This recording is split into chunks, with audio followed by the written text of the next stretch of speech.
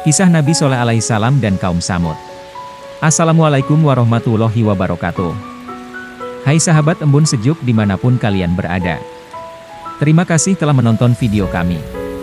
Sebelum dimulai tentang kisah-kisah Islami ini, ada baiknya kita mengucapkan syukur kepada Allah, juga sholawat kepada Nabi Muhammad SAW.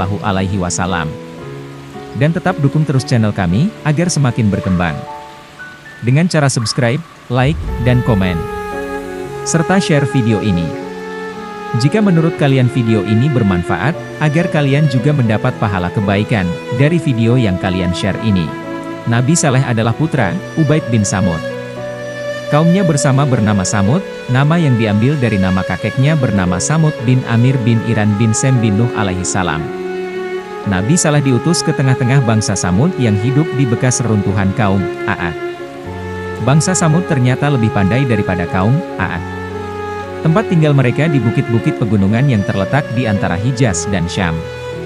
Sebelah tenggara negeri Madian. Mereka mampu membangun lagi jaringan irigasi yang lebih sempurna, guna mengairi lahan pertanian dan perkebunan mereka. Juga membangun tempat tinggal yang jauh lebih indah dan megah. Mereka hidup makmur dan berlomba-lomba dalam kemegahan. Nabi Saleh alaihissalam diutus untuk kaum Samud.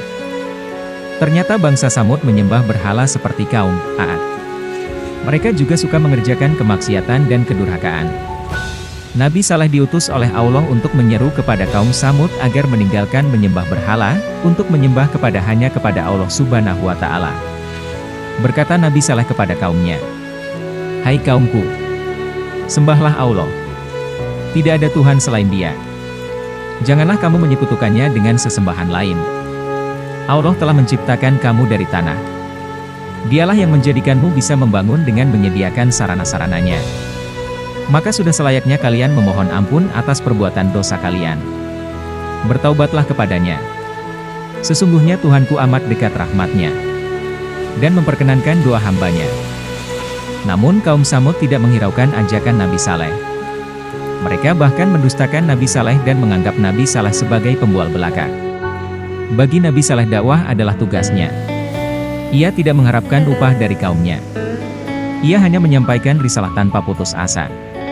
Dengan sabar dan telaten, ia tetap melancarkan dakwah untuk menyembah Allah dan meninggalkan kekufuran. Nabi Saleh dituntut kaumnya mengeluarkan mukjizat. Jika Nabi Saleh giat melaksanakan dakwah, kaum Samud juga giat berusaha untuk memalingkan perhatian umat dari Nabi Saleh.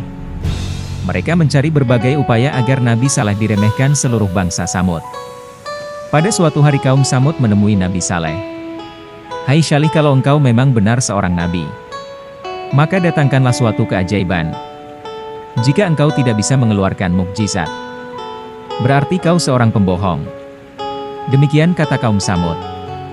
Menghadapi tuntutan demikian, tak ada jalan lain bagi Nabi Saleh, kecuali memohon kepada Allah, agar memberikan mukjizat kepadanya. Allah mengabulkan doa Nabi Saleh. Pada suatu hari Nabi Saleh mengajak kaumnya untuk pergi ke kaki gunung. Orang-orang kafir itu mengikutinya. Bukan karena mempercayai Nabi Saleh, melainkan berharap agar Nabi Saleh tidak bisa mengeluarkan mukjizat. Dengan demikian mereka dapat mengolok-olok dan menghina Nabi Saleh. Tetapi betapa terkejut orang-orang kafir itu, tak lama setelah mereka berkumpul di kaki gunung. Tampaklah seekor unta betina yang bagus rupanya. Unta itu besar dan gemuk. Belum pernah mereka melihat unta sebagus itu. Susu unta itu terlihat penuh. Nabi Saleh berpesan kepada kaumnya, "Inilah unta mukjizat dari Tuhanku. Unta ini boleh kalian perah susunya setiap hari. Susunya tidak akan habis-habis. Tetapi perhatikan pesanku ini. Unta ini harus dibiarkan bebas berkeliaran. Tidak seorang pun boleh mengganggunya. Unta ini juga berhak meminum air sumur bergantian dengan penduduk. Jika hari ini unta ini minum, maka tak seorang pun dari penduduk boleh mengambil air sumur. Sebaliknya, besok para penduduk boleh mengambil air sumur, dan si unta tidak minum air itu sedikit pun juga." Kaum Samud setuju dengan perjanjian itu. Hari itu pula unta mukjizat langsung menuju sumur dan meminum airnya. Para penduduk segera mengambil tempat susu, dan memerah susu unta itu bergantian. Kaum Samud yang durhaka, Karena setiap manusia sudah dicatat dalam suratan takdir akan untung dan celakanya. Maka orang-orang yang durhaka kepada Allah akan mendapat siksaan yang pedih. Demikian pula kaum Tsamud. Sejak munculnya unta yang membawa berkah air susu, orang beriman bertambah kuat dan tebal imannya.